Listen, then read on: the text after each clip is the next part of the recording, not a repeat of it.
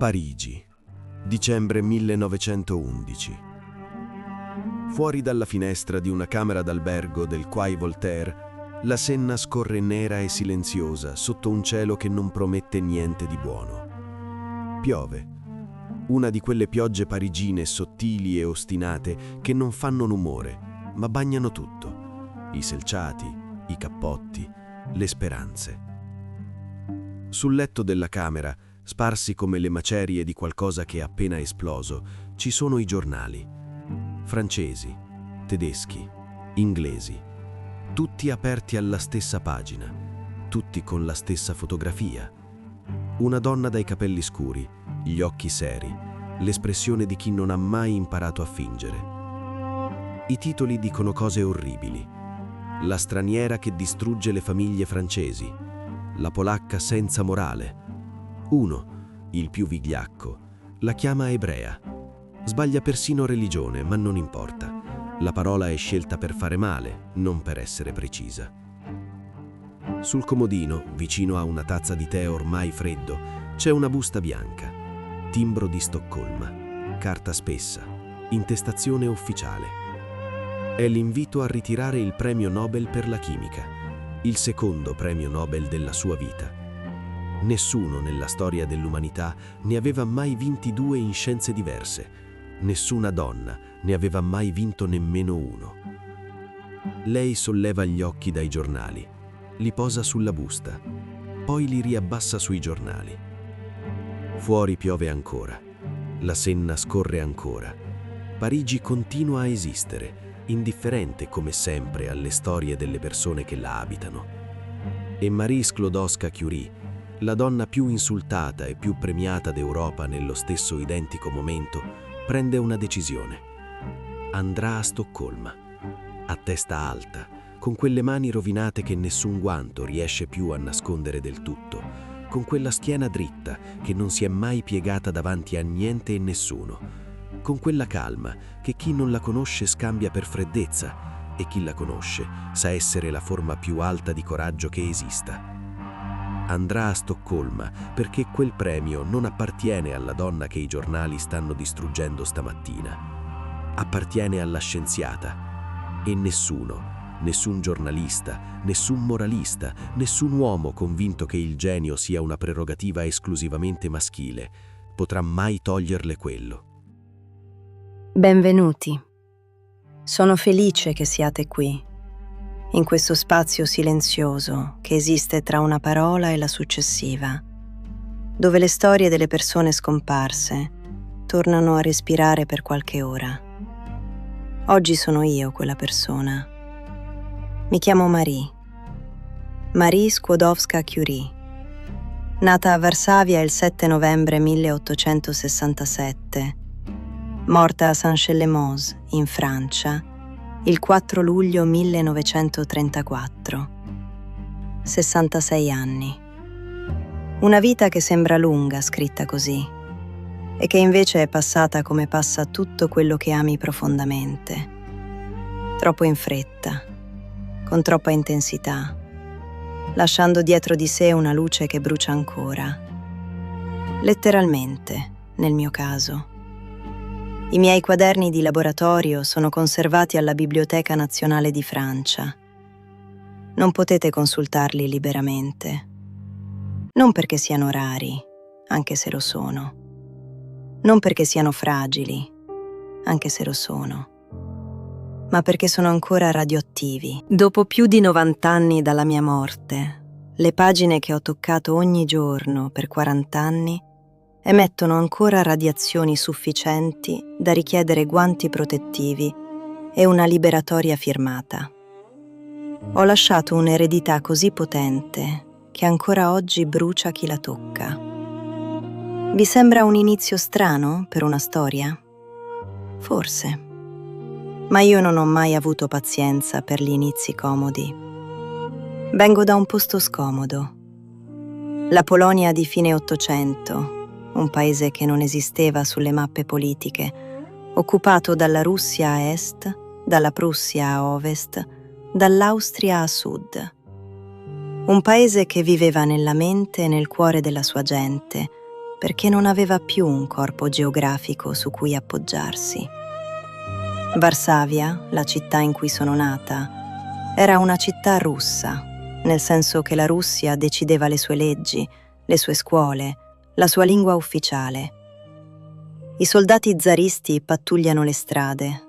I bambini imparavano la storia della propria patria sottovoce, di nascosto, con il terrore costante di essere scoperti. Mio padre insegnava matematica e fisica in un liceo statale.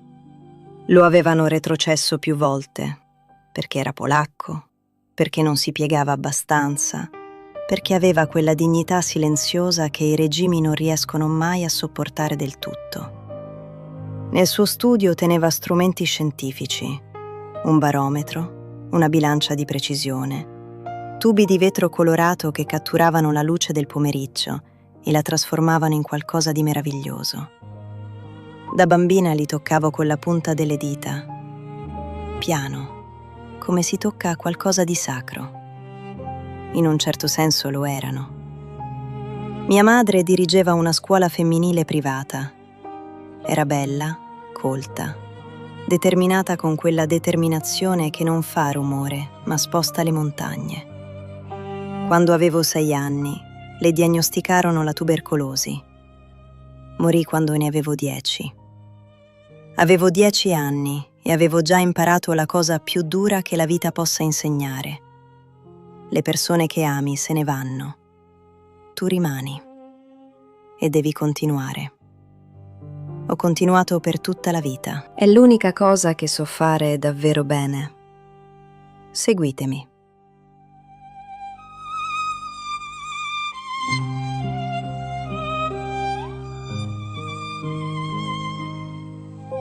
Avevo 16 anni quando mi diplomai al liceo con la medaglia d'oro.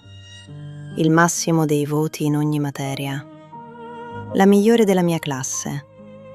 Una classe di sole ragazze, perché studiare insieme ai maschi non era previsto, naturalmente.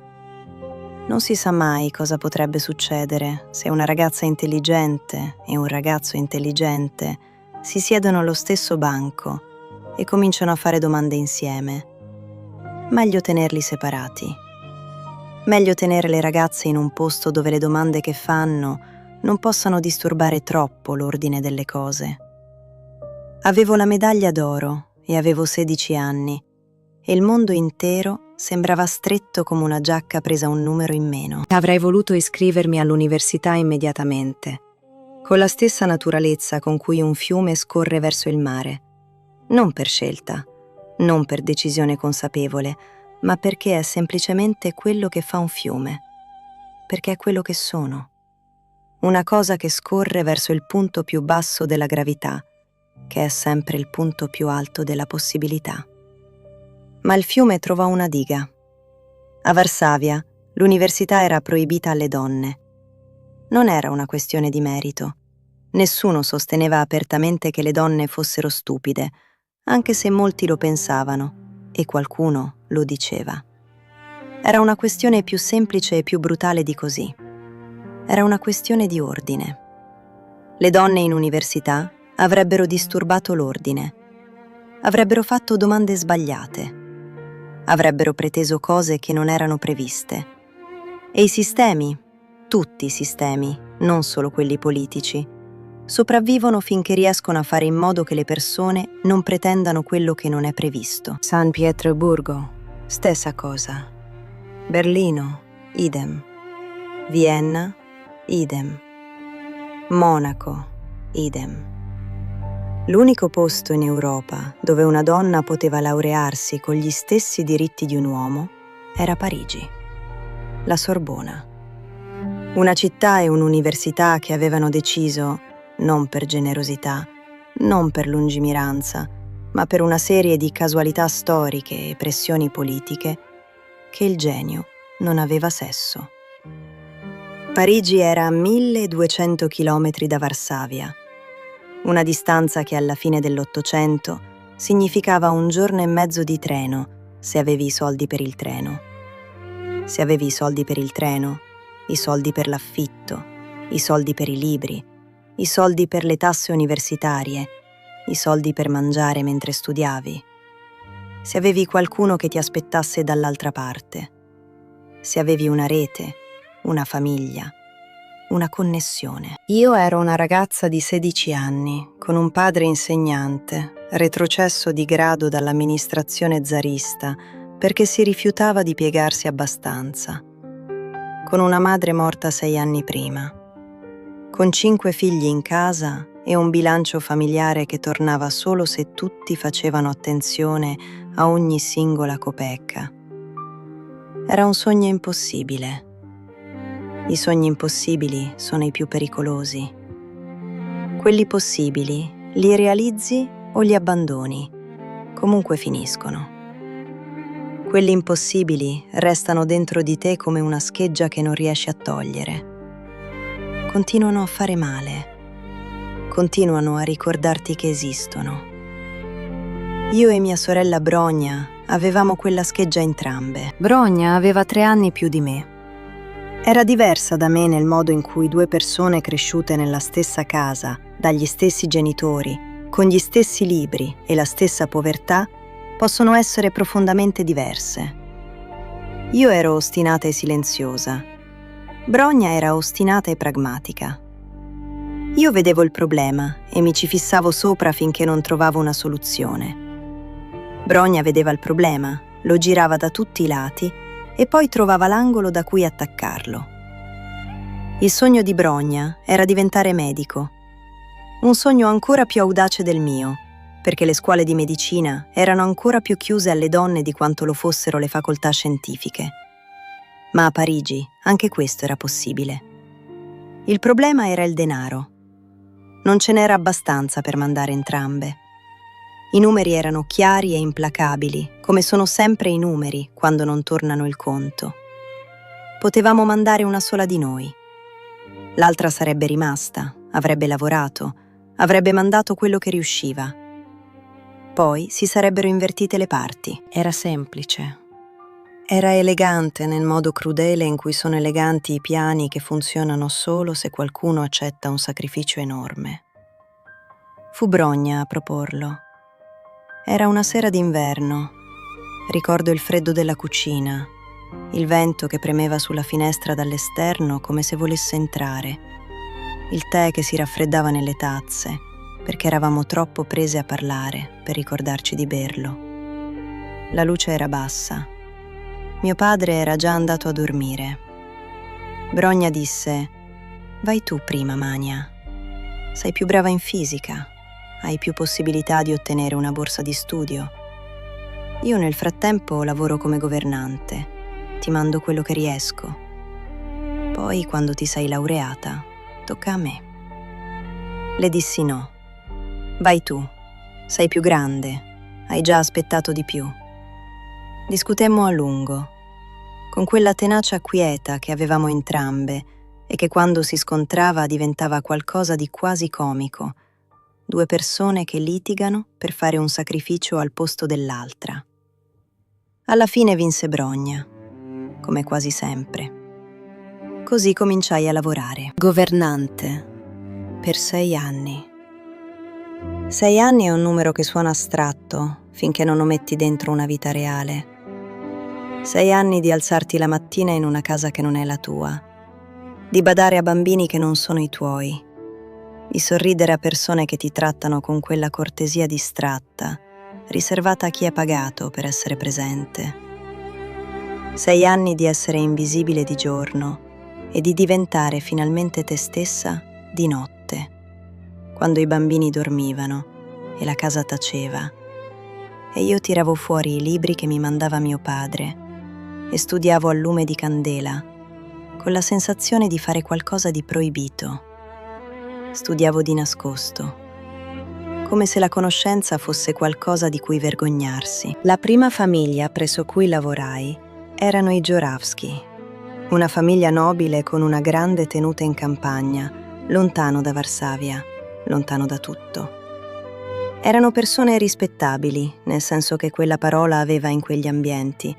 Rispettavano le forme, rispettavano la gerarchia, rispettavano le convenzioni. Mi trattavano bene, a modo loro, Mi davano una stanza, i pasti, un salario modesto. Nella tenuta c'era un figlio maggiore, Kazimierz, studente di matematica all'Università di Varsavia. Veniva a casa durante le vacanze. Era brillante. Quella brillantezza un po' disordinata che hanno le persone intelligenti che non hanno ancora capito cosa farne. Appassionato di idee, curioso, bello in modo disinvolto, come le persone che non ci pensano. Ci innamorammo. Non fu immediato. Fu la cosa che succede quando due persone che pensano nello stesso modo si trovano nello stesso posto per abbastanza tempo. Una progressione naturale, una scoperta reciproca, la sensazione di essere finalmente capiti da qualcuno che parla la tua stessa lingua invisibile. Parlavamo per ore, di matematica, di fisica, di letteratura polacca, di politica sussurrata, di quello che volevamo diventare. Pianificammo il futuro con quella leggerezza serissima dei giovani che credono che voler bene a qualcuno sia sufficiente a costruire qualcosa insieme. Kazimierz scrisse ai suoi genitori. Voleva sposarmi. La risposta arrivò nel giro di pochi giorni. Era un no, breve, definitivo, senza appello. La governante? Sposare la governante? Una ragazza polacca senza dote, senza nome, senza proprietà? Assolutamente no. Impensabile. Non se ne parla. E Kazimierz, che mi amava, di questo sono ancora convinta, che mi amava nel modo in cui si ama qualcosa di prezioso che ci si trova tra le mani senza averlo cercato, cedette. Non si batté. Non disse ai suoi genitori che si sbagliavano. Non tornò a casa a parlare faccia a faccia. Non fece la cosa che avrebbe fatto un uomo che mette l'amore sopra la comodità. Scelse la famiglia. Scelse la posizione. Scelse il futuro già scritto che i suoi genitori avevano pensato per lui. Mi scrisse una lettera di scuse. Ricordo le parole vaghe, le giustificazioni attorte, il tono di qualcuno che si sente in colpa ma non abbastanza da cambiare idea. Dovetti restare in quella casa ancora un anno perché il contratto lo imponeva. Un anno a vedere ogni giorno l'uomo che amavo, che non aveva avuto il coraggio di amarmi fino in fondo. Un anno a sorridere durante i pasti, a badare ai bambini, a studiare di notte con quella scheggia impossibile sempre più conficcata nel petto. Fu la lezione più dolorosa della mia vita. Non perché fossi stata io a sbagliare qualcosa, non perché avessi sopravvalutato me stessa o sottovalutato la situazione, ma perché avevo scoperto, a 19 anni, in una tenuta di campagna polacca, al lume di una candela, una verità che nessun libro di fisica mi avrebbe mai insegnato. Il mondo non premia le donne che si fidano degli altri per costruire il proprio futuro. Il proprio futuro lo costruisci tu, con le tue mani, con la tua mente, con quella ostinazione silenziosa che a volte è l'unica cosa che ti rimane quando tutto il resto si è sgretolato. Non perché gli altri siano cattivi. Kazimierz non era cattivo. Era semplicemente un uomo del suo tempo, con i limiti del suo tempo, incapace di immaginare un mondo diverso da quello che i suoi genitori gli avevano mostrato. Ma io quel mondo diverso lo vedevo. Lo sentivo esistere da qualche parte avanti a me, oltre i 1200 chilometri che mi separavano da Parigi. E avrei fatto qualsiasi cosa per arrivarci. Cambiai famiglia, poi un'altra ancora. Continuai a mandare i soldi a Brogna, ogni mese, puntuale, anche quando erano pochi, anche quando avrei avuto 1000 ragioni per tenerli. Brogna stava studiando medicina a Parigi. Brogna stava costruendo il suo futuro. E io stavo costruendo il mio, mattone per mattone, notte per notte, pagina per pagina, al lume di una candela. Nel 1891, avevo 24 anni, salii sul treno per Parigi. Avevo una valigia leggera, un indirizzo scritto su un foglio e un'ambizione talmente grande che non stava dentro nessun bagaglio. Brogna mi aspettava. Si era laureata in medicina. Aveva sposato Kazimierz Dusky, un collega medico polacco esiliato in Francia per motivi politici. Vivevano in un piccolo appartamento animato e caotico nel quartiere latino, pieno di studenti polacchi, di discussioni politiche a voce alta, di odore di cucina dell'Europa dell'Est. Mi offrirono il divano. Accettai con gratitudine e con la consapevolezza già chiara che presto avrei dovuto trovare un posto mio. Non per ingratitudine, ma perché studiare ha bisogno di silenzio. E il silenzio in quell'appartamento era merce rara. Parigi fu uno shock, non per la bellezza, anche se era bellissima, con quei boulevard larghi come non avevo mai visto, i caffè illuminati che sembravano scaldare il freddo da dentro, la Tour Eiffel nuova e scandalosa che si ergeva sull'orizzonte come una domanda in acciaio. Non per la modernità, fu uno shock per la libertà. Per la prima volta nella mia vita potevo camminare per strada senza sentire il peso di uno sguardo militare sulle spalle. Potevo parlare ad alta voce in polacco senza abbassare la voce. Potevo discutere di politica, di scienza, di letteratura, senza guardare prima chi mi stava intorno.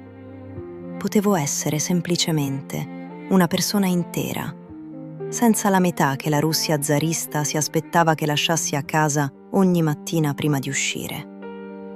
E potevo studiare. Mi iscrissi alla Sorbona nella facoltà di fisica. L'immatricolazione fu semplice. Portai i documenti, pagai le tasse, ricevetti il libretto. Nessuno mi disse che non potevo. Nessuno mi guardò con quell'espressione tra il sorpreso e il seccato che conoscevo così bene. Era strano. Era meraviglioso. Era quello per cui avevo lavorato 6 anni. In un'aula di 200 studenti, eravamo in 4 a non essere uomini. 4. I professori ci ignoravano, non per malizia, più per abitudine, per quella cecità selettiva di chi non è abituato a vedere in certi posti certi tipi di persone. I colleghi maschi ci guardavano con quella commistione variabile di curiosità, fastidio e condiscendenza sottile che non si nomina mai, ma si sente sempre, come una corrente d'aria da una finestra che non riesce a trovare. Non me ne importava niente. Ero lì per studiare, non per piacere, non per essere accettata, per imparare. Trovai una soffitta al 6° piano di un palazzo nel quartiere latino. Era piccola, fredda d'inverno e bollente d'estate, con un abbaino che dava sui tetti di Parigi. D'inverno l'acqua nella brocca ghiacciava durante la notte. Mi alzavo, la rompevo con la punta delle dita, mi lavavo con quell'acqua gelida, mi mettevo addosso tutti i vestiti che avevo e studiavo con i guanti finché la stanza non si scaldava abbastanza. Mangiavo poco, a volte troppo poco. C'erano settimane in cui il bilancio non tornava e saltavo i pasti, con quella logica brutale di chi deve scegliere tra il cibo di oggi e il libro di domani. Quasi svenni 2 volte per denutrizione. Brogna se ne accorse, venne a prendermi. Mi portò a casa sua a forza di minestre calde e riposo forzato. Poi tornai in soffitta. Perché non mi ero fermata per 6 anni nelle case dei Joravsky e delle famiglie successive? Non avevo mandato ogni mese i soldi a Brogna. Non avevo studiato al lume di candela con i guanti per fermarmi adesso che ero finalmente arrivata. Nel 1892 mi laureai in fisica, prima della mia classe. la migliore in assoluto, tra uomini e donne. Un anno dopo mi laureai in matematica, seconda della mia classe. 2 lauree in 2 anni. Una donna polacca, immigrata, senza soldi, senza connessioni, che aveva studiato con i guanti in una soffitta ghiacciata, mentre fuori Parigi continuava la sua vita rutilante e indifferente. Se vi dico che ero orgogliosa di me stessa, di quell'orgoglio quieto, privato, che non ha bisogno di essere mostrato per essere reale, sappiate che è la verità più pura che abbia mai pronunciato in vita mia. Quella ragazza proibita di Varsavia era arrivata e stava appena cominciando. Lo incontrai nella primavera del 1894. Non fu romantico, nel senso che i romanzi ci hanno insegnato ad aspettarci. Niente sguardi attraverso una sala da ballo, niente valzer, niente mano che sfiora un'altra per caso nel momento giusto, con la musica giusta, sotto la luce giusta. Ci fu la fisica. Un collega polacco sapeva che stavo cercando un laboratorio dove condurre le mie ricerche sulle proprietà magnetiche dell'acciaio. Avevo ricevuto un incarico di ricerca dalla Società per l'incoraggiamento dell'industria nazionale, una commissione importante per una giovane scienziata senza storia né reputazione consolidata. E avevo bisogno di spazio, di strumenti, di un posto dove lavorare sul serio. Pierre Curie dirigeva il laboratorio della Scuola di Fisica e Chimica Industriale di Parigi. Me lo presentò una sera in casa di amici comuni. Pierre aveva 35 anni. Era alto, magro, con quegli occhi chiari che sembrano guardare sempre un punto leggermente oltre quello che guardano gli altri. Non distrazione, al contrario, una forma di attenzione così profonda che supera la superficie delle cose e va direttamente al centro. Mani da uomo abituato agli strumenti di precisione, mani pazienti, capaci di una delicatezza enorme, formate da anni di lavoro con apparecchi che non perdonano l'imprecisione. Mi parlò come se fossi una sua pari. Sembrava una cosa normale. Non lo era. Nella mia esperienza fino a quel momento, gli uomini di scienza, anche quelli intelligenti, anche quelli che non avevano nessuna intenzione di essere maleducati, ti parlavano in uno di 3 modi: con condiscendenza sottile, con quella sorpresa appena velata di chi non si aspettava che capissi, oppure ignorandoti direttamente, come si ignora una presenza decorativa che non fa parte del lavoro vero. Pierre mi parlò come si parla a un collega, come si parla a una mente che vale la pena di ascoltare, senza qualificare, senza sorprendersi, senza quel microsecondo di adattamento che tradisce sempre chi non è abituato a farlo. Fu quella la prima cosa di cui mi innamorai. Non il suo viso, non la sua voce, anche se era bella, pacata, precisa, con quella qualità delle voci di chi pensa prima di parlare. Mi innamorai del rispetto che aveva per la mia intelligenza, di quel modo naturale, non esibito, non costruito, con cui mi trattava come una persona intera. Ci scrivemmo. Lettere scientifiche all'inizio. Discutevamo di magnetismo, di metodi di misurazione, di errori sperimentali, di come certi strumenti tradissero la precisione nei momenti più delicati. Poi le lettere diventarono più lunghe. I margini si riempirono di cose che non erano scienza.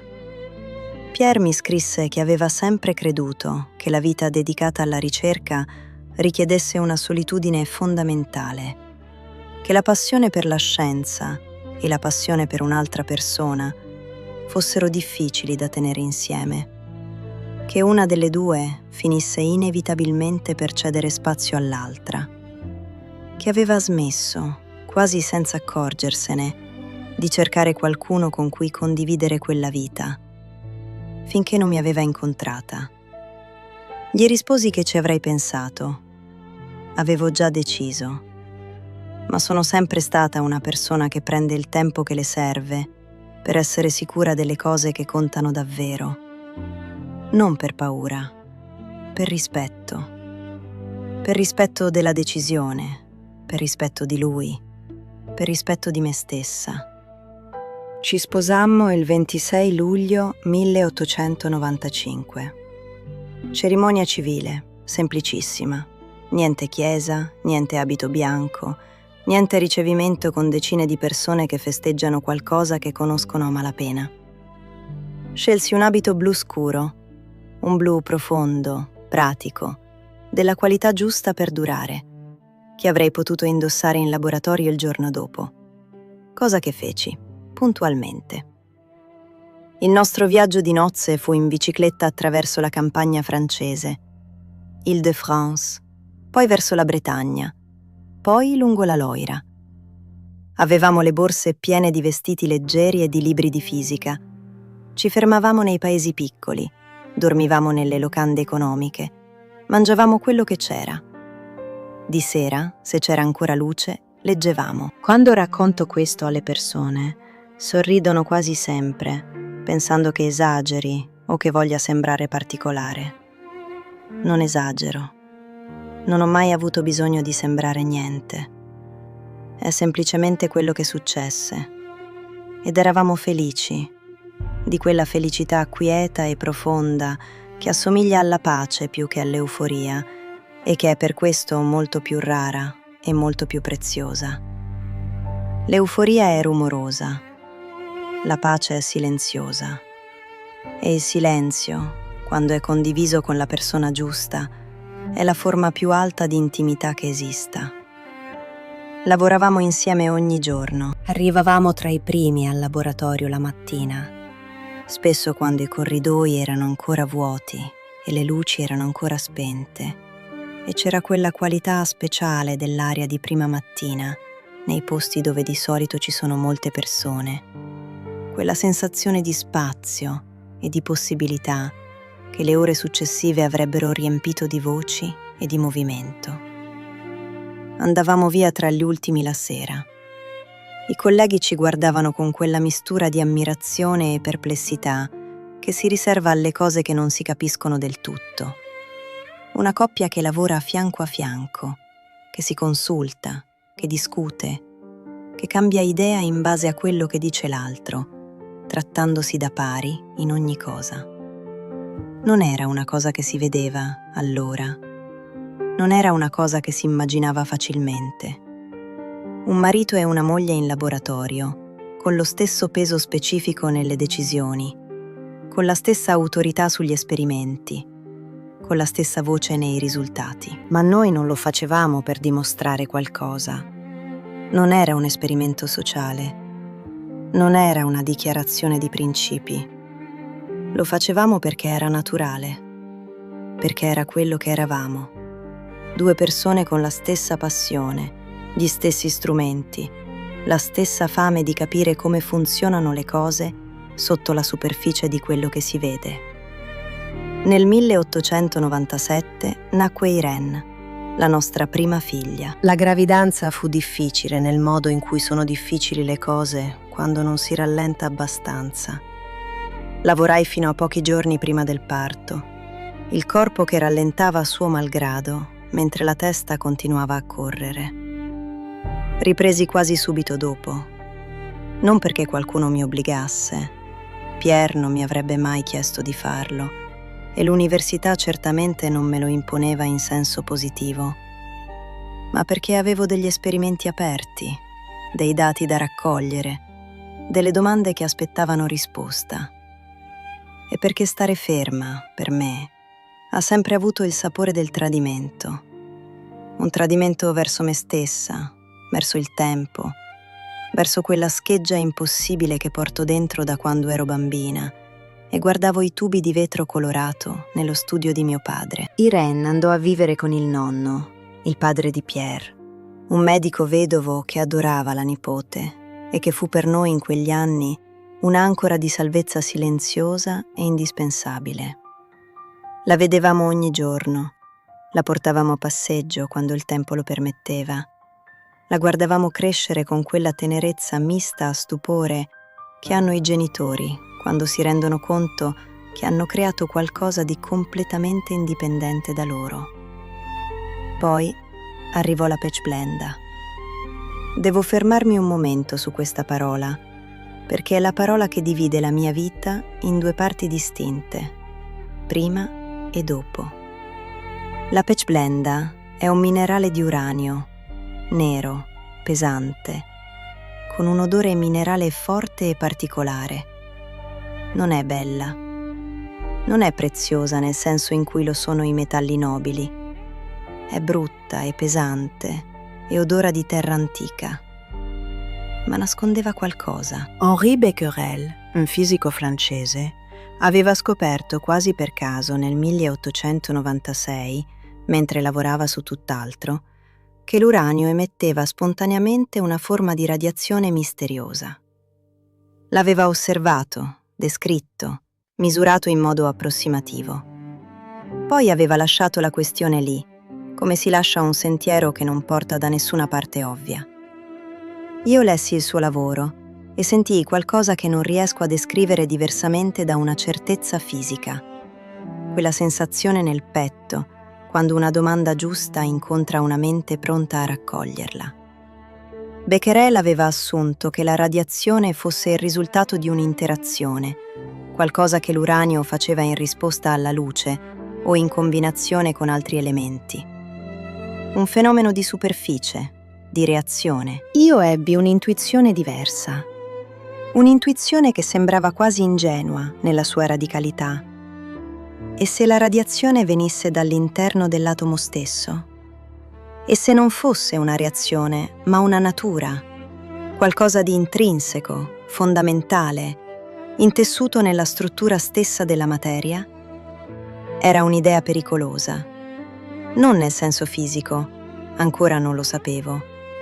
Nel senso scientifico, perché ribaltava un'assunzione che nessuno aveva messo in discussione, perché chiedeva di guardare dentro la materia in un modo che gli strumenti di quel tempo non erano ancora attrezzati a fare del tutto, perché richiedeva anni di lavoro brutale per essere dimostrata o smentita e non garantiva niente. Lo dissi a Pierre una sera in laboratorio, mentre raccoglievamo i dati dell'ultimo esperimento. Lo dissi con quella voce piana con cui si dice una cosa che si pensa da tempo, ma non si è ancora trovato il momento di pronunciare. Pierre si fermò, mi guardò, poi disse: «Raccontami». Gli raccontai. Lui ascoltò senza interrompere, con quella qualità di ascolto che era una delle cose che amavo di più in lui.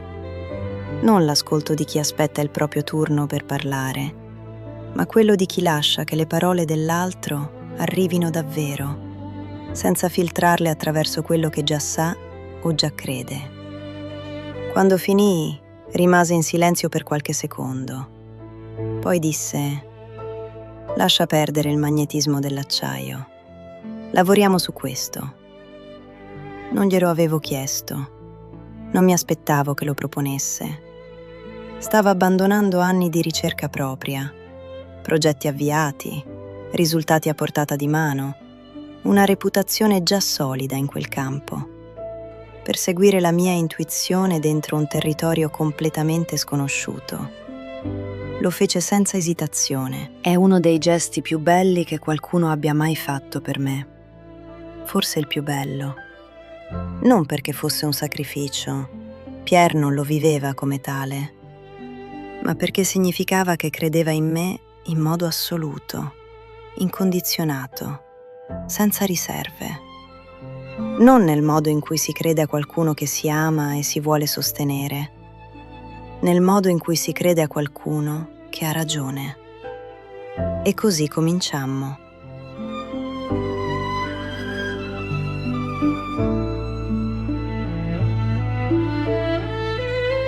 Il laboratorio dove scoprimmo il polonio e il radio non era degno di quel nome.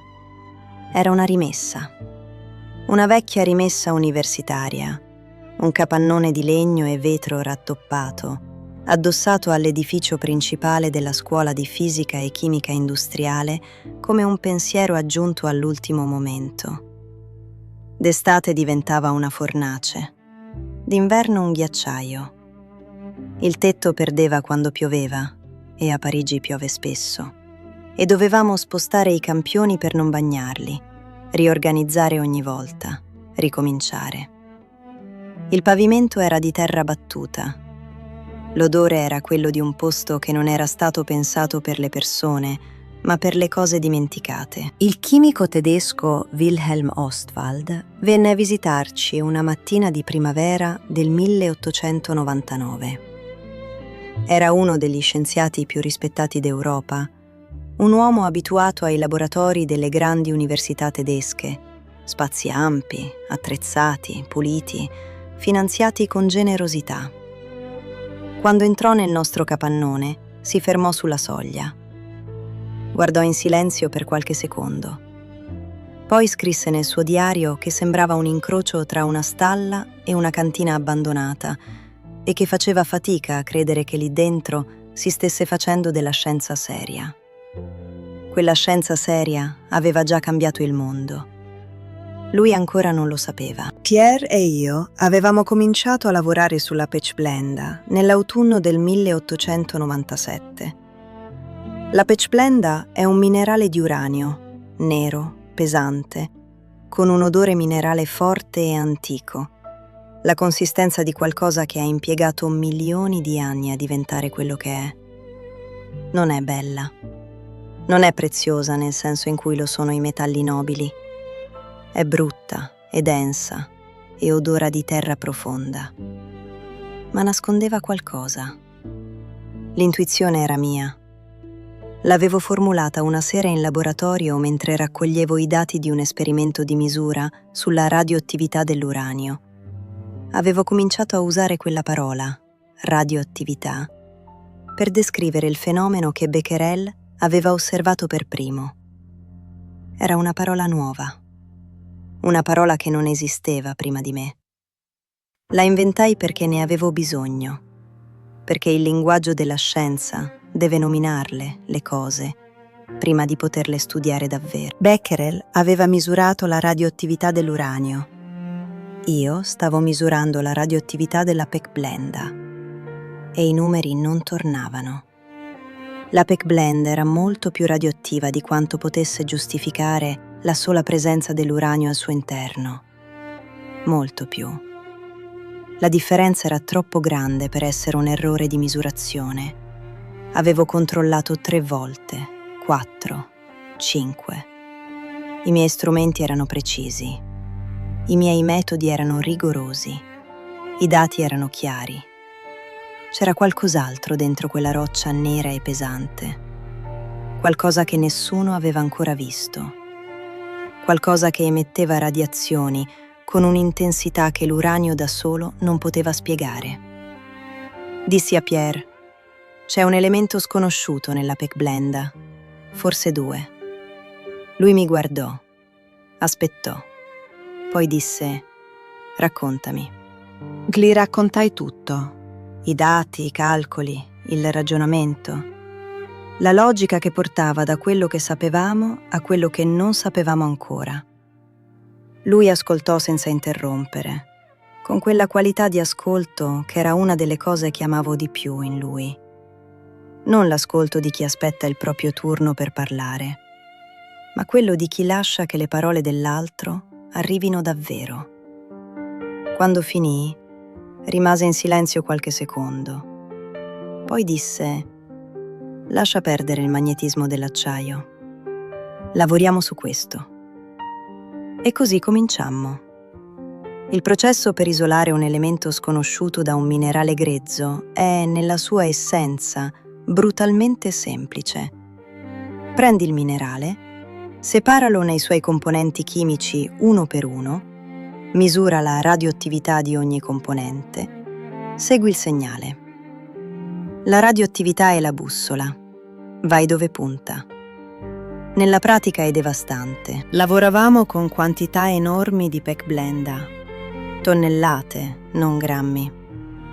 Per trovare qualcosa di nuovo in concentrazioni minime, devi processare una quantità di materiale grezzo quasi impossibile da immaginare. Solo molto più tardi avrei capito i numeri esatti. Per isolare 1 grammo di radio puro, avremmo dovuto processare circa 10 tonnellate di pechblenda. 10 tonnellate. Se lo avessi saputo in anticipo, forse mi sarei fermata un momento a riflettere. Forse. Io mescolavo la pechblenda in grandi vasche di ebollizione, usando aste di ferro lunghe quasi quanto me. Stavo per ore sui forni accesi, in piedi, con il vapore in faccia, in quel capannone senza ventilazione degna di quel nome. Pierre lavorava accanto a me sui processi chimici di separazione, con quella precisione paziente che era la sua firma in laboratorio. Tornavamo a casa la sera con le mani bruciate, la schiena distrutta, i capelli e i vestiti impregnati di odori chimici che non andavano via neanche con l'acqua calda. La mattina dopo ricominciavamo. Non lo vivevo come una sofferenza, lo vivevo come quello che era, il prezzo necessario per arrivare a qualcosa che valeva ogni goccia di sudore e ogni bruciatura. C'è una qualità particolare nella fatica fisica quando lavori verso qualcosa che senti essere vero. Non è la stessa cosa della fatica senza senso. Ha un ritmo diverso, ti consuma diversamente. E quando finisce la giornata e ti siedi e fai i conti di quello che hai imparato, quella stanchezza ha il sapore della soddisfazione, non del piacere, che è una cosa leggera, ma della soddisfazione, che è una cosa profonda e seria. Nel luglio del 1898, dopo mesi di lavoro, isolammo il primo elemento sconosciuto. Mi fermai davanti ai dati per un lungo momento. Li rilessi, controllai i calcoli, chiamai Pierre. Li controllò anche lui. Poi si alzò e mi guardò con quell'espressione che conoscevo bene, quella di chi sa che qualcosa di importante è appena successo e non ha bisogno di dirlo ad alta voce, perché è già visibile nell'aria del laboratorio. Dovevo dargli un nome. Ogni scopritore nomina ciò che scopre. È un diritto e una responsabilità insieme. Il nome deve dire qualcosa di vero. Deve portare dentro di sé una storia. Gli diedi il nome del mio paese. Polonio, dal latino Polonia, la nazione che non esisteva più sulle mappe politiche d'Europa, cancellata dalle spartizioni tra Russia, Prussia e Austria, ma che continuava a vivere nella memoria e nel cuore di ogni polacco nato in quegli anni di occupazione. Fu un modo di dire al mondo: la Polonia esiste, esiste ancora, esisterà sempre, finché esisterà qualcuno disposto a portarla dentro di sé. Mio padre era morto quell'anno. Non fece in tempo a saperlo. Non celebrammo in modo particolare. Non c'era champagne, non l'avevamo e probabilmente non avremmo saputo dove metterla in quel capannone. Pierre scrisse i dati sul quaderno con la sua grafia precisa e regolare. Io li verificai una seconda volta. Poi ce ne andammo a casa a dormire. Il lavoro continuava. C'era ancora qualcosa dentro quella pechblenda. I mesi successivi furono più intensi dei precedenti, se possibile.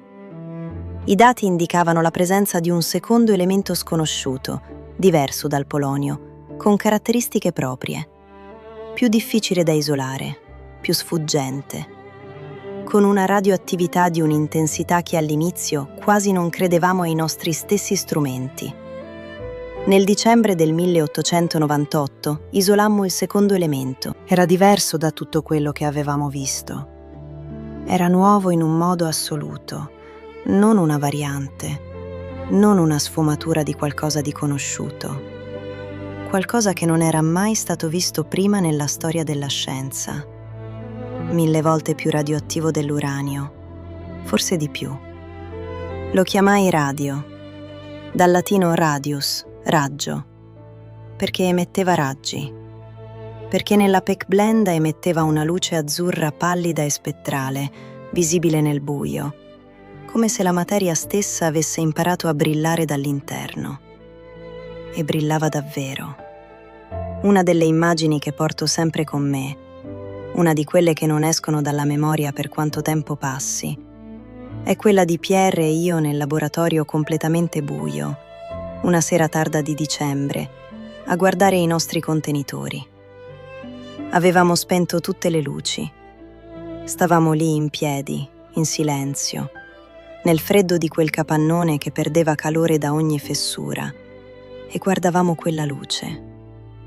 Era bellissima. Era la natura che ci mostrava un segreto custodito dall'inizio del tempo. Lo avevamo chiesto con pazienza, con anni di fatica, con le mani bruciate e la schiena distrutta, e le mattine a ricominciare sempre. E lei ce lo aveva rivelato. Quella luce azzurra nel buio era la risposta a una domanda che nessuno aveva ancora saputo formulare nel modo giusto. Non sapevamo, non potevamo saperlo con gli strumenti e le conoscenze di quel momento, che quella luce bellissima stava silenziosamente cominciando a distruggerci dall'interno, che le radiazioni che emanavano da quei contenitori stavano attraversando i nostri corpi ogni giorno, ogni ora, ogni minuto che passavamo in quel laboratorio, che il DNA nelle nostre cellule stava subendo danni che si sarebbero accumulati per anni, per decenni, senza che noi ce ne accorgessimo.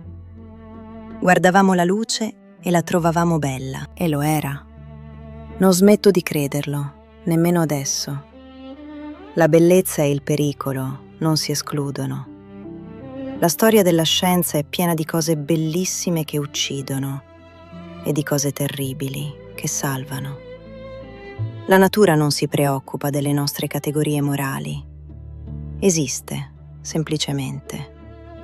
E il nostro compito, il compito di chi studia, di chi chiede, di chi non si accontenta della superficie, è capirla, non giudicarla.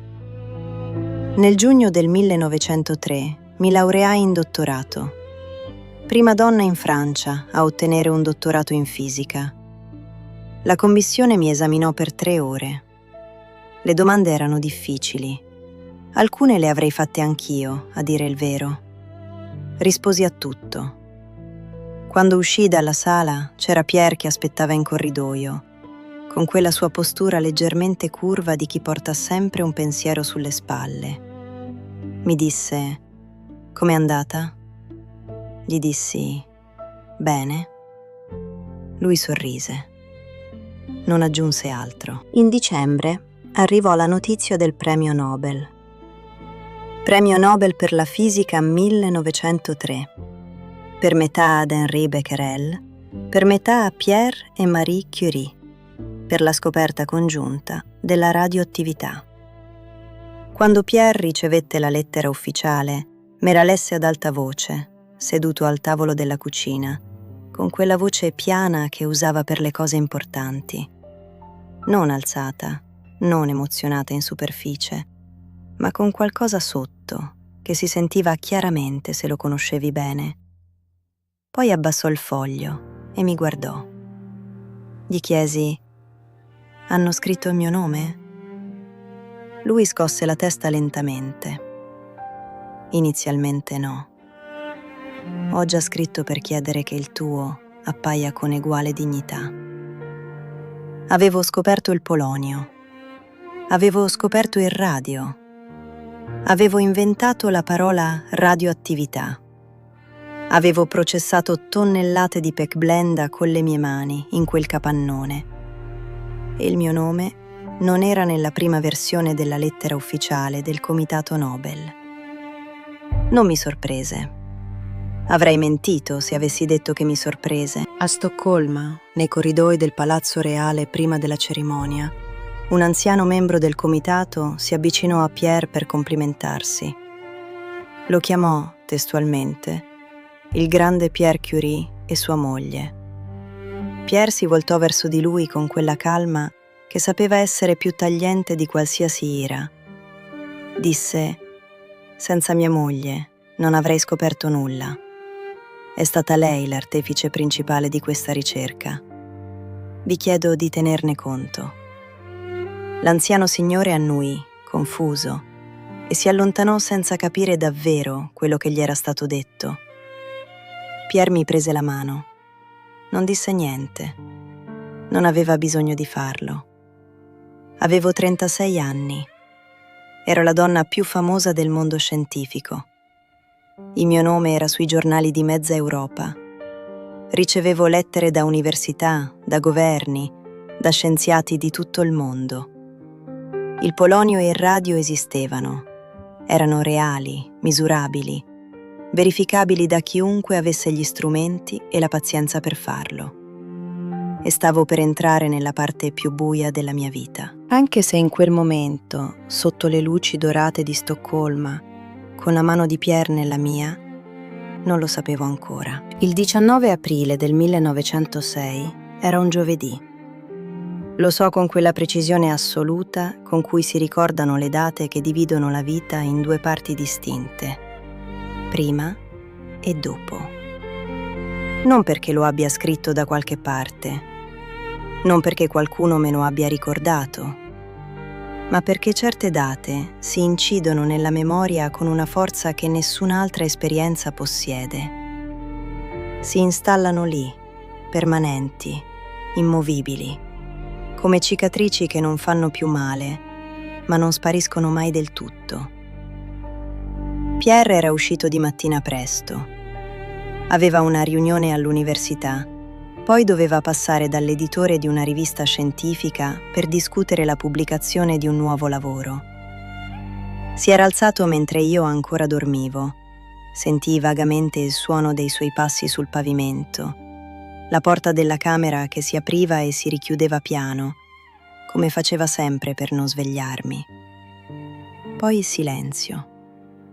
Non mi svegliai per salutarlo. Questa è una di quelle cose che non si riesce a smettere di pensare. Non perché avrei potuto cambiare qualcosa. Non avrei potuto. Quello che successe lontano da me, in una strada di Parigi che io non stavo attraversando. Ma perché la mente umana ha questa caratteristica crudele. Nelle perdite improvvise cerca sempre l'ultimo momento, il dettaglio finale, la cosa che poteva essere diversa.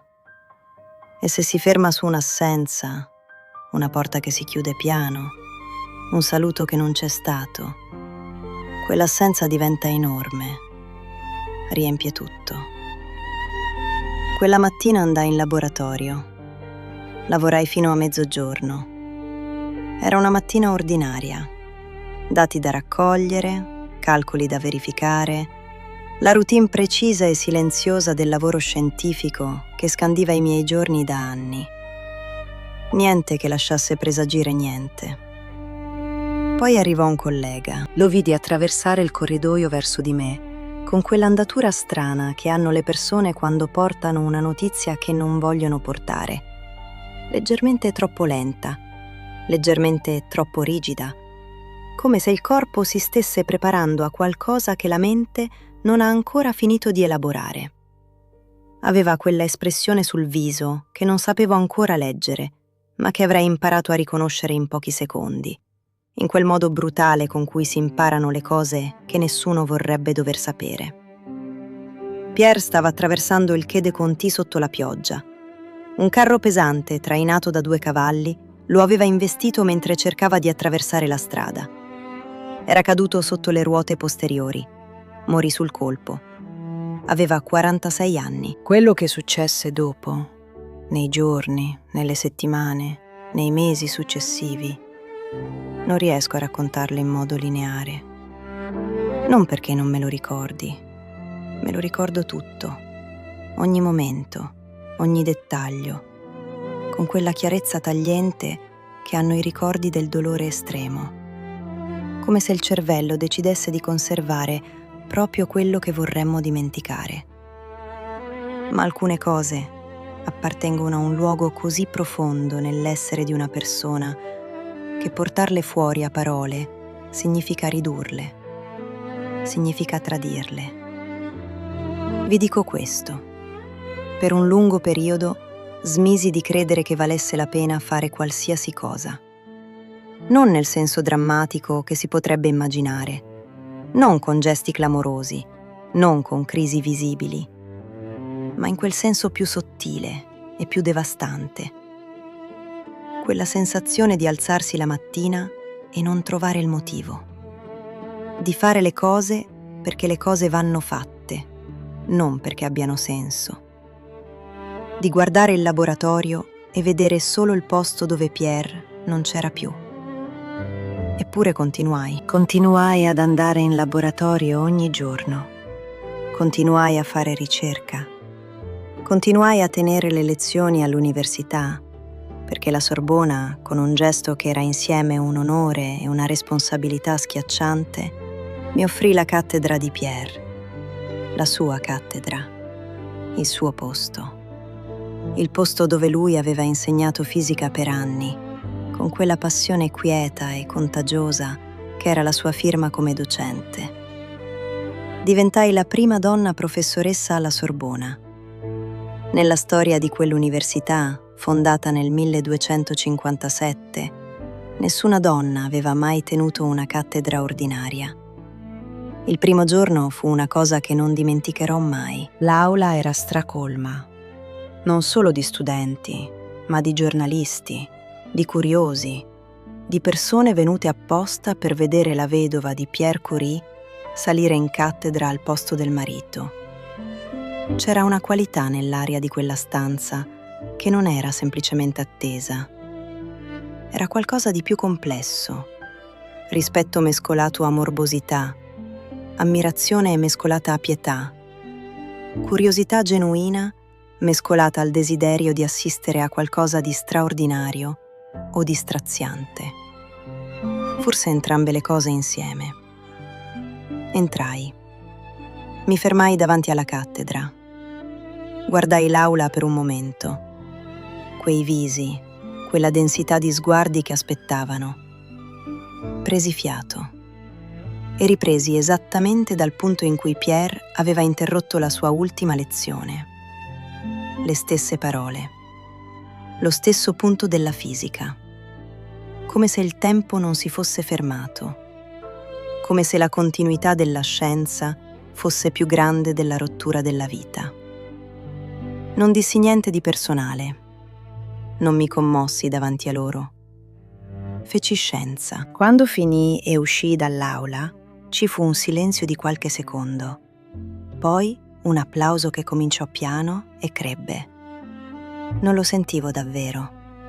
Ero già da un'altra parte, in quel posto interno dove andavo sempre quando il dolore superava la mia capacità di tenerlo dentro e l'unico rifugio era il lavoro. Di notte scrivevo diari indirizzati a Pierre. Non l'ho mai detto pubblicamente. Non l'ho quasi mai detto a nessuno. Ma lo feci per mesi. Forse per anni, in modo intermittente. Scrivevo come se potesse leggere da qualche parte. Gli scrivevo dei risultati del laboratorio, degli esperimenti in corso, delle cose piccole della vita quotidiana che mi mancavano di lui. Il suono dei suoi passi nel corridoio del laboratorio aveva un'andatura riconoscibile, leggermente asimmetrica, che sentivo arrivare prima ancora che apparisse. Il modo in cui teneva la matita, quasi sempre orizzontale, tra il pollice e l'indice, come se stesse sempre sul punto di disegnare qualcosa, invece di scrivere.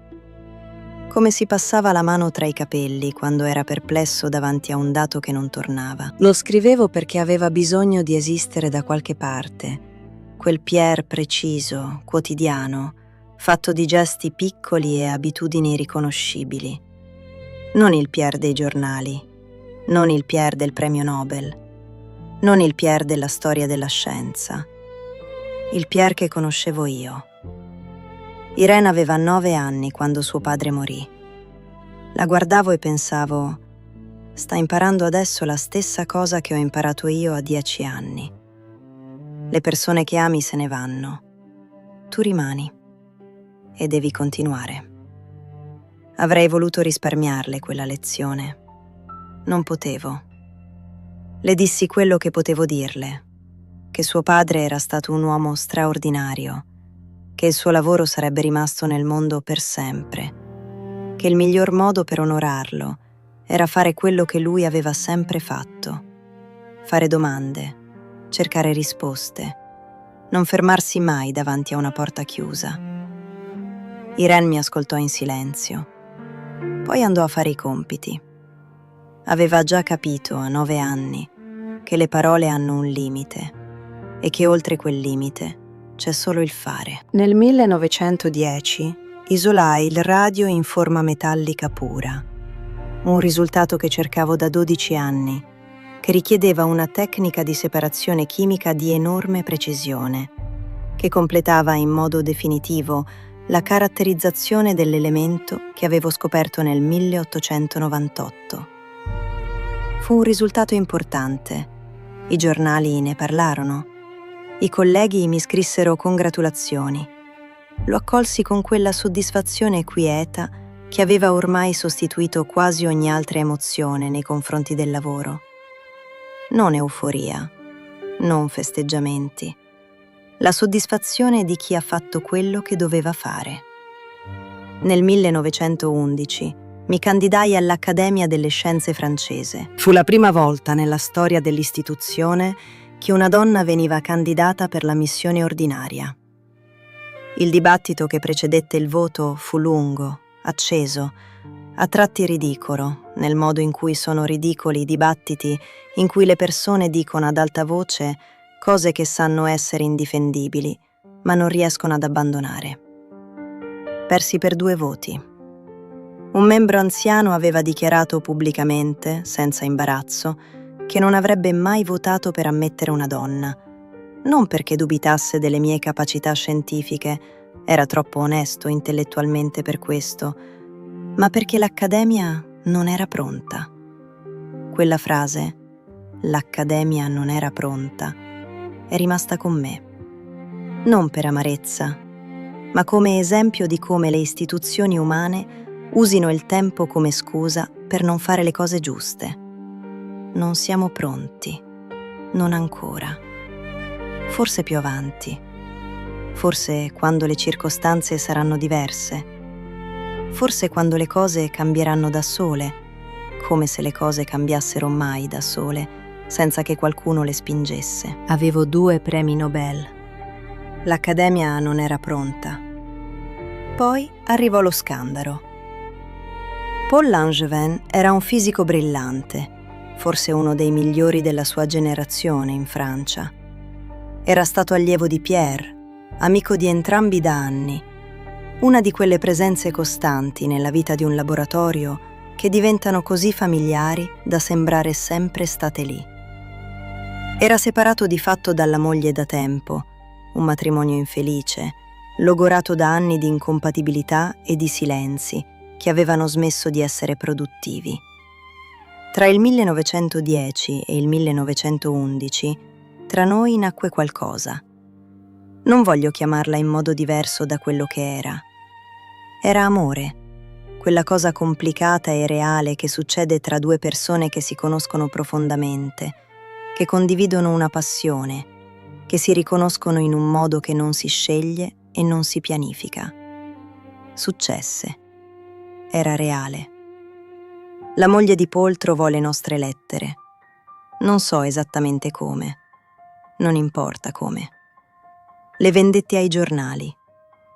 E i giornali fecero quello che sanno fare meglio quando una donna ha il coraggio di essere umana oltre che straordinaria. La distrussero. La spaccafamiglie polacca. La straniera che corrompe i nostri uomini di scienza. La chiamarono ebrea, sbagliando persino la religione, ma la parola era scelta per fare male, non per essere precisi.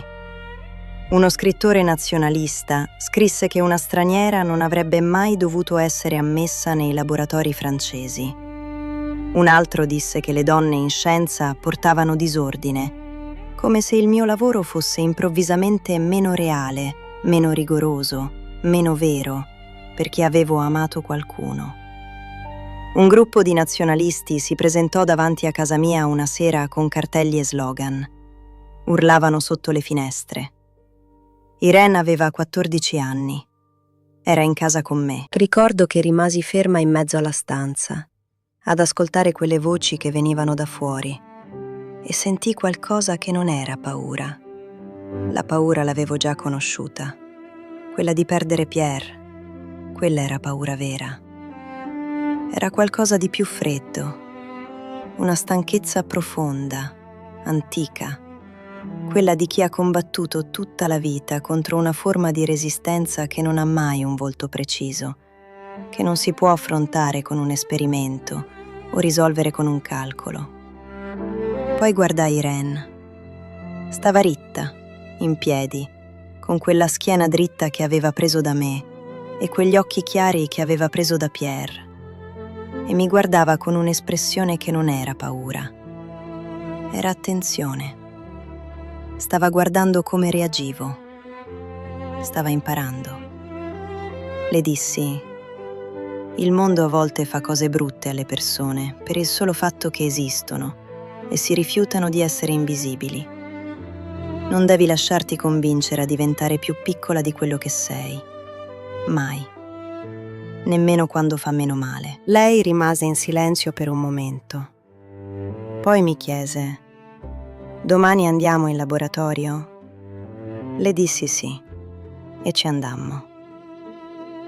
In dicembre arrivò la lettera da Stoccolma. Premio Nobel per la chimica 1911 a Marie Skłodowska-Curie per la scoperta del polonio e del radio e per lo studio della natura e dei composti del radio. Il secondo premio Nobel. Il secondo nella storia dell'umanità per la stessa persona. Il primo e unico fino ad allora per una donna in 2 scienze diverse. Il comitato mi scrisse suggerendo, con quella diplomazia fredda delle comunicazioni ufficiali, che forse sarebbe stato più opportuno non venire di persona a Stoccolma, che lo scandalo era ancora fresco, che la cerimonia avrebbe potuto essere difficile, che forse era meglio aspettare che le acque si calmassero. Gli risposi che il premio Nobel era stato assegnato alla scienziata Marie Curie per le sue scoperte scientifiche, che quelle scoperte non avevano nulla a che fare con la mia vita privata e che sarei andata a Stoccolma.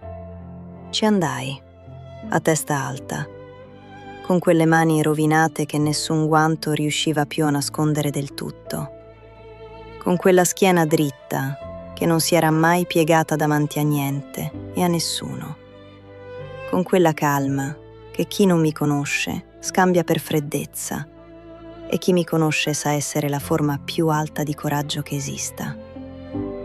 Nel discorso di accettazione dissi una cosa che voglio che sentiate bene. Dissi che la scoperta del radio e del polonio era stata fatta con mezzi propri, che non avevo brevettato nulla, che non avevo mai intenzione di brevettare nulla, che la scienza appartiene al mondo, non a chi la fa, non ai laboratori dove nasce, non ai governi che la finanziano, al mondo. Quella scelta, quella di non brevettare, quella di lasciare tutto liberamente disponibile, ci costò una vita di ristrettezze finanziarie, mentre aziende farmaceutiche e industriali costruivano fortune enormi sulle nostre scoperte. Ci costò anni di lavoro in quel capannone che perdeva acqua e calore, mentre altri lavoravano in laboratori finanziati e attrezzati.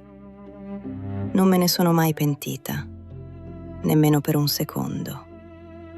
Tornai da Stoccolma e mi ammalai.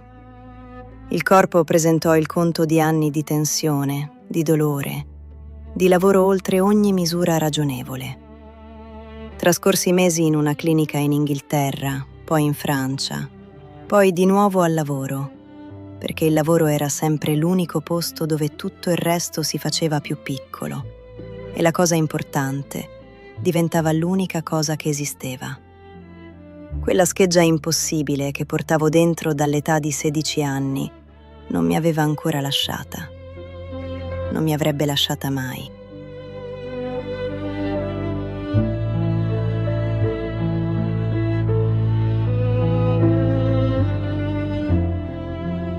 La prima guerra mondiale cominciò nell'estate del 1914. Ricordo quella stagione come se fosse ieri. L'aria di Parigi che cambiò sapore nel giro di pochi giorni. Quella tensione sottile che si insinuava nelle conversazioni, nei giornali, negli sguardi delle persone per strada.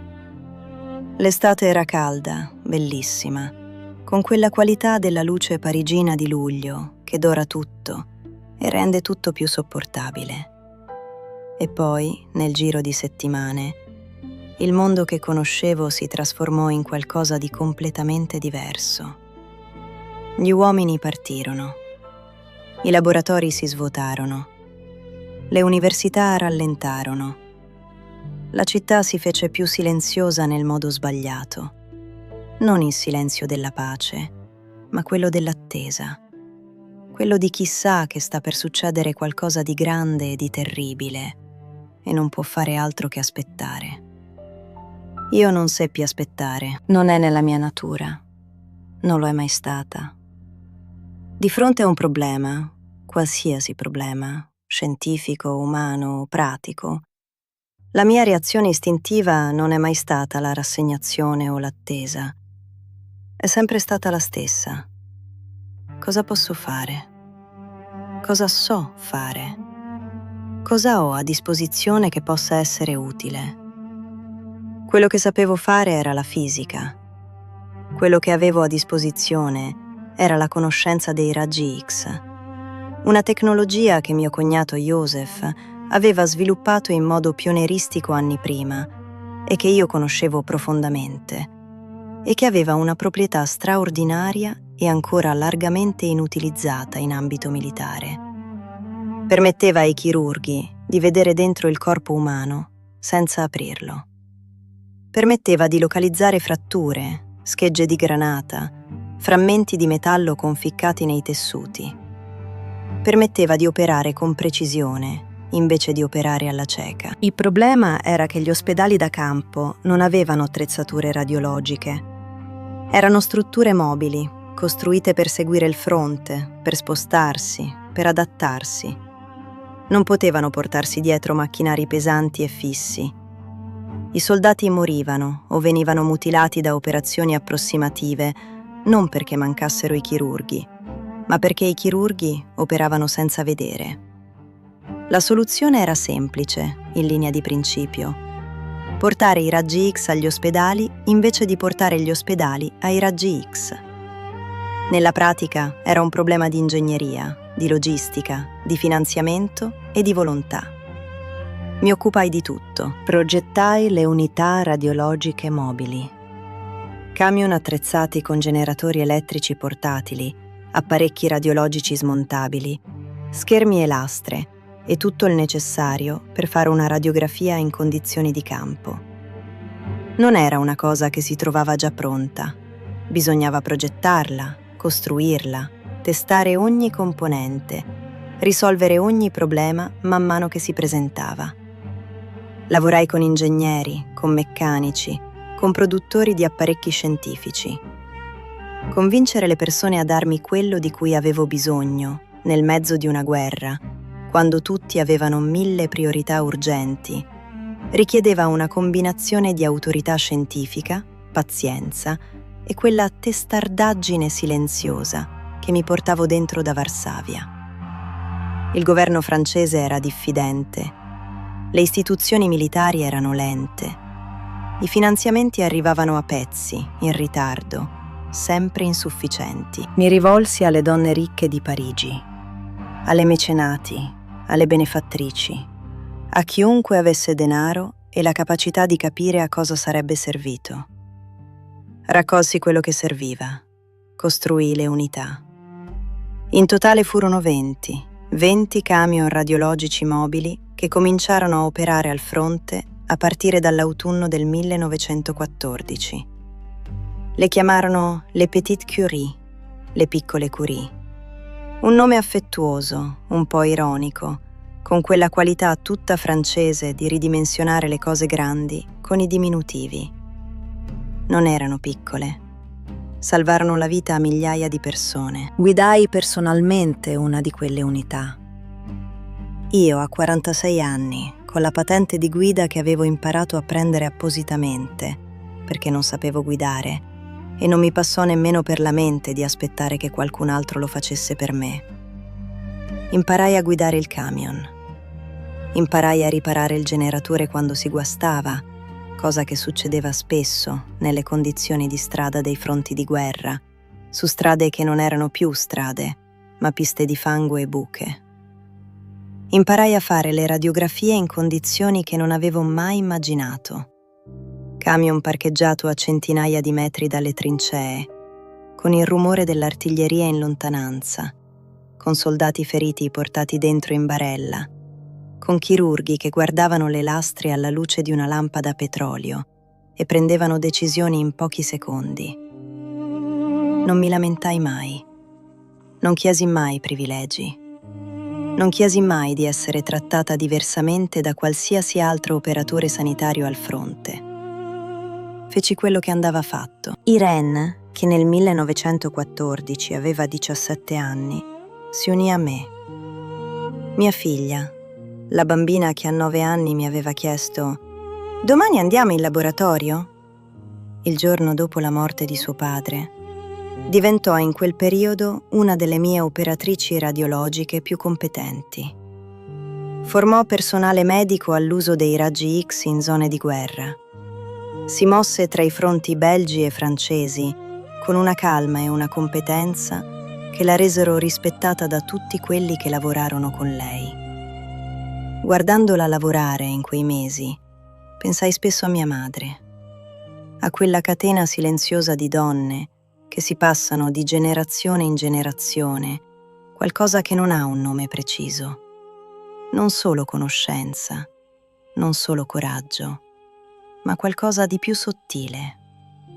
La certezza che le cose si possono fare, che i limiti che il mondo mette davanti a te non sono la realtà, sono solo ostacoli, e gli ostacoli si aggirano, o si abbattono, o si ignorano, ma non ti fermano se hai deciso di non fermarti. Mia madre me lo aveva mostrato. Io lo stavo mostrando a Irene. Irene lo avrebbe mostrato a qualcun altro. Si stima che le 20 unità radiologiche mobili abbiano effettuato più di 1 milione di radiografie durante i 4 anni di guerra. 1 milione di immagini. 1 milione di decisioni chirurgiche più precise. 1 milione di possibilità di sopravvivenza che prima non esistevano. 1 milione. Non ho mai trovato un numero che mi emozionasse quanto questo. Non i 2 premi Nobel, non le tonnellate di pecblenda processata, non i grammi di radio isolato dopo anni di lavoro. 1 milione di persone che forse sono tornate a casa, che forse hanno rivisto i loro figli, le loro mogli, i loro genitori, che forse hanno avuto altri anni davanti a sé grazie a una radiografia fatta in un camion fermo nel fango di un campo di battaglia. Non posso saperlo con certezza. La scienza non funziona così. Non puoi misurare le vite salvate perché non puoi contare le morti che non sono avvenute. Ma i numeri ci sono.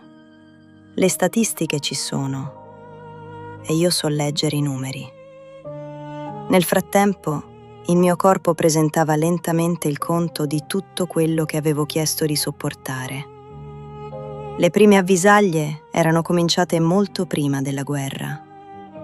Le mie mani, le vedete nelle fotografie di quel periodo, la texture diversa della pelle, i guanti che portavo quasi sempre, avevano cominciato a cambiare anni prima. Le ferite non guarivano più con la stessa rapidità. La pelle era diventata sottile, sensibile, segnata da lesioni che si aprivano e si riformavano. Le dita avevano perso progressivamente sensibilità. Un paradosso crudele per qualcuno che aveva trascorso la vita a lavorare con strumenti che richiedevano la massima precisione tattile. I medici me lo dicevano.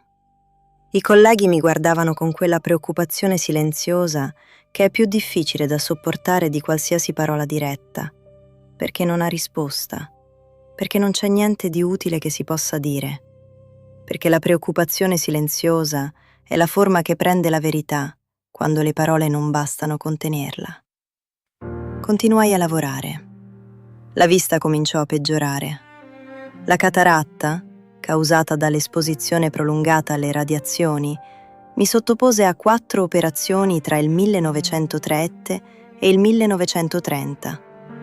Dopo ogni operazione lavoravo con filtri speciali sugli occhi, con lenti spesse, con quella ostinazione di chi sa che la vista sta venendo meno, ma non intende cedere un centimetro finché c'è ancora qualcosa da vedere. Il laboratorio dell'Istituto del Radio di Parigi, che avevo contribuito a fondare nel 1910, ottenendo finalmente uno spazio degno di quel nome dopo gli anni del capannone che perdeva acqua, era diventato uno dei centri di ricerca più importanti del mondo. Scienziati da tutto il mondo venivano a studiare lì. Il nome Curie non era più solo il mio. Era diventato una scuola, un metodo, una tradizione. La ricerca sulla radioattività aveva aperto campi che non avevo immaginato quando avevo cominciato in quella rimessa di legno e vetro. La medicina usava il radio per trattare i tumori.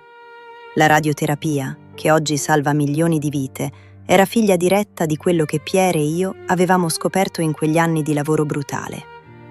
Non avevo brevettato nulla. Non avevo mai percepito un centesimo da quella tecnologia. Non me ne ero mai pentita, ma vedevo i frutti. Vedevo i pazienti che guarivano. Vedevo i laboratori che crescevano sulle fondamenta di quello che avevamo costruito. E c'era in quello una soddisfazione più profonda di qualsiasi denaro o riconoscimento. La soddisfazione di aver lasciato qualcosa nel mondo che continuava a fare bene senza di te, che non aveva bisogno di te per esistere, che era diventato più grande di qualsiasi persona singola.